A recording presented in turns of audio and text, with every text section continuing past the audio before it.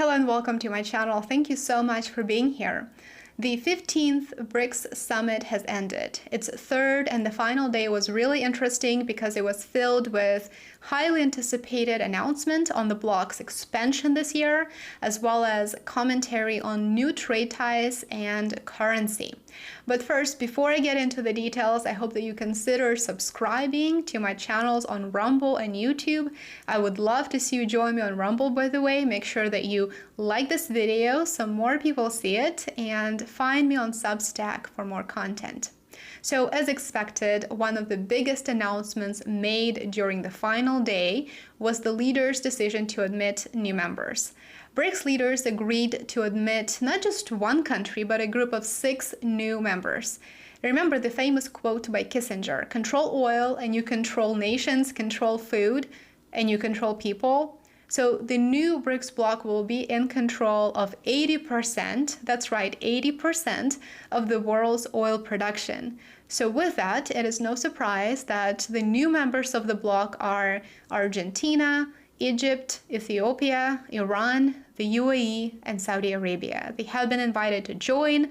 Their membership will take effect on January the 1st, 2024. With its expansion, the GDP of BRICS is now 36% of global GDP, and they now represent 46% of the world's population. So nearly half of the world's population is now part of the BRICS bloc. We have decided to invite the Argentine Republic, the Arab Republic of Egypt, the Federal Democratic Republic of Ethiopia, the Islamic Republic of Iran, the Kingdom of Saudi Arabia, and the United Arab Emirates to become full members of BRICS. The membership will take effect from the 1st of January 2024. Thank you very much. Even though in the beginning of the summit, the leaders were pointing out that their primary goal is not necessarily to become a rival of G7, but rather to create an environment that would benefit their developing nations, that would help them solve their issues, it has become clear that the new expanded BRICS bloc is now in a position to completely transform the world. Africa will stop exporting raw materials. Instead, they will work to create employment opportunities for their own citizens, which will be a significant boost to their GDP, as well as help them gain more revenue by exporting minerals and refined materials and finished goods, since those are more expensive to purchase. Now let's talk about oil production. This is something that cannot be ignored. With the addition of Saudi Arabia, the UAE, and Iran to BRICS, the bloc will control the biggest share of the world's oil production. They will control 80%. Oil prices impact the price of transportation, the price of goods and services across the entire world. So the BRICS countries don't want to trade using the US dollar, so not only will they control oil production, they will also be able to determine, to shape the fate of the petrodollar. The petrodollar will gradually weaken as the result of weak demand, and in turn, it will shake up the US economy, and it will shake up the economies of those countries that are heavily dependent on a strong dollar. The financing of the bloc's strategic projects will have nothing to do with the IMF or the World Bank, which again will mean further drive to de-dollarize the world's developing nations. BRICS countries will fund their infrastructure development through the New Development Bank, or in other words, the Bank of BRICS. President Lula pointed out that, quote, ambitious projects are underway in Africa for the construction of free trade zones. These projects are great opportunities for Brazilian commodities and products such as food, iron and steel manufacturers, hydrocarbons, and a variety of minerals. The addition of the new countries, as well as the bloc's trade using their local currencies, are expected to drive their sharp GDP growth in the future. Their combined GDP is projected to exceed $30 trillion. Now let's talk about the new currency. BRICS seeks to officially abandon US dollar for trade settlements. Brazil's President Lula said BRICS will move forward on trade currency without the US dollar. Lula is quoted as saying, "If I trade with China, why should I use dollars for this?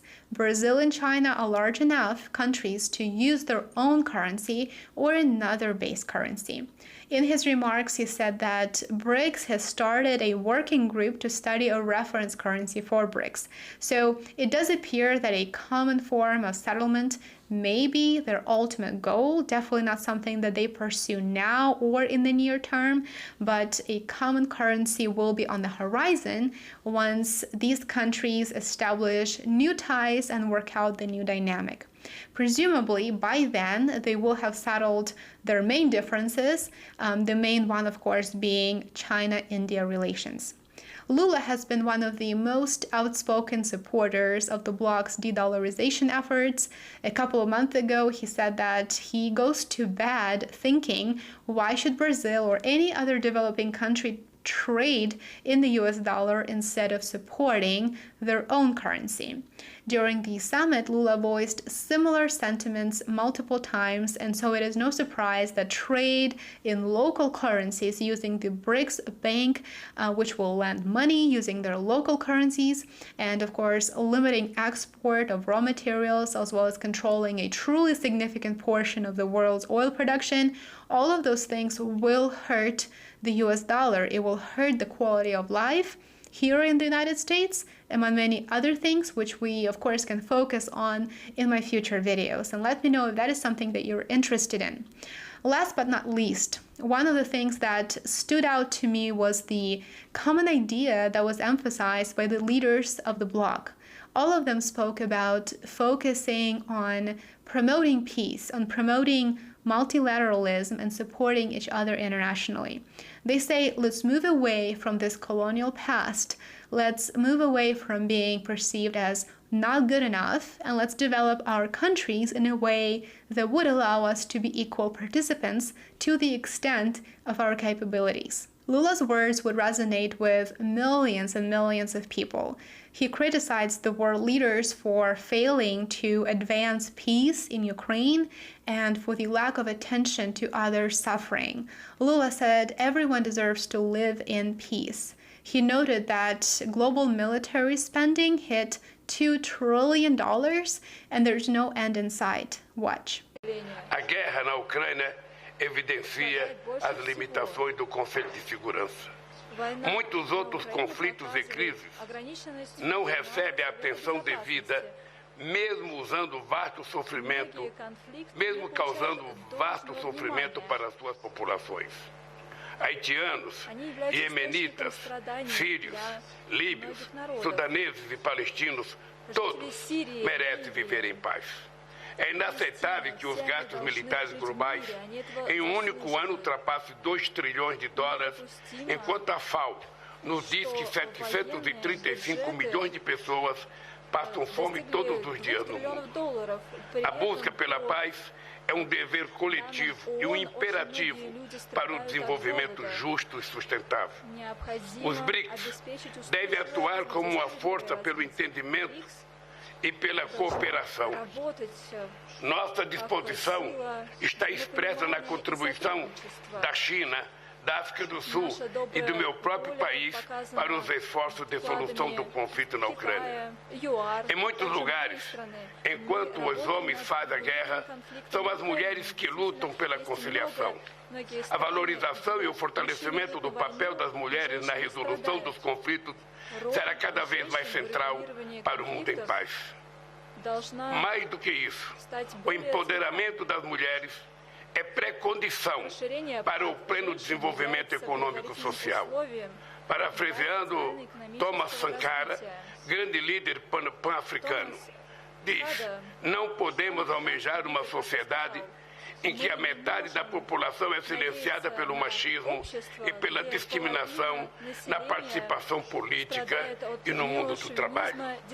Achamos positivo que o número crescente de países, entre eles os países dos BRICS, também esteja engajado em contato direto com Moscou ou com Kiev. Não subestimamos as dificuldades para alcançar a paz. Tampouco podemos ficar indiferentes às mortes e à destruição que aumentam a cada dia. O Brasil não contempla fórmulas unilaterais para a paz. Estamos prontos para nos juntar a um esforço que possa efetivamente contribuir para um pronto cessar-fogo e uma paz justa e duradoura.